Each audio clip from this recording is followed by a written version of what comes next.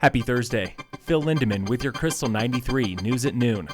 Summit High head football coach James Wagner stopped by the Krystal studios this morning, and he brought a friend. We've got the rugby coach, the soccer coach, all your coaches, everybody's sporting the stash this year. Mustache magic, man. A couple players can grow a stash, most of them can't.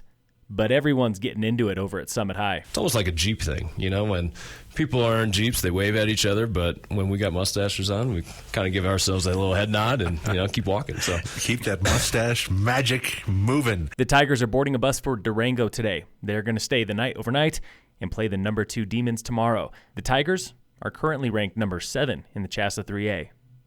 More than 170 workforce apartments above Dillon Valley will likely move forward, but without the town of Dillon. Town officials have backed out of that project on Forest Service land. The county is still committed, but they need town support for water and sewer. That is still in the works.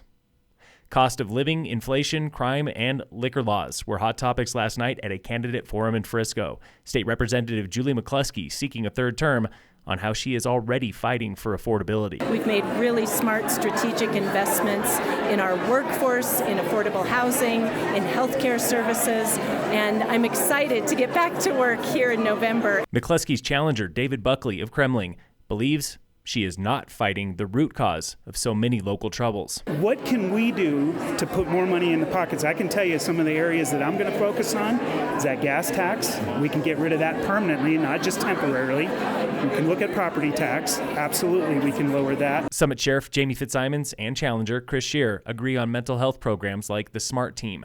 But Scheer believes the sheriff is forgetting about basic policing. Colorado's gone to number 1 in auto theft. We've seen overdoses and narcotics trafficking increase, and we haven't changed our policing, so I hope to make that change. Almost every candidate also agrees on liquor laws. They're opposed. And small business protection. They want more. But Senate hopeful Matt Solomon of Eagle believes cooperation in the legislature is rare. I don't want to recognize the divide. I want us to come together and work together on the 80% we can agree on so that we can expand our knowledge on the 20% and find solutions. The forum was civil until the end, when abortion was brought up. McCluskey, Buckley, and Senate candidate Dillon Roberts made it clear they support a woman's right to choose. Solomon's answer was murky when he said he supports abortion rights but also wants to legally define life. To some, this implied he would outlaw abortion in certain cases. Solomon never denied it. A man in Boulder stole a fire engine this week and made it about a third of a mile. Boulder Sheriff reports the 28-year-old stole the engine during a late-night medical response. A firefighter then ran after him and pulled him from the driver's seat. He is charged with auto theft and felony parole violation. Coming to Lions Head Village this weekend is the massive Vail ski and snowboard swap. And you better believe that Copper's own Fuxi is going to be there. Helmets, race suits, goggles, you name it. I mean, the one-stop shop, a Fuxi one-stop shop. The Vail swap starts tomorrow with literal tons of used and new gear. Skis, boards, bindings, outerwear, and Fuxi Flash.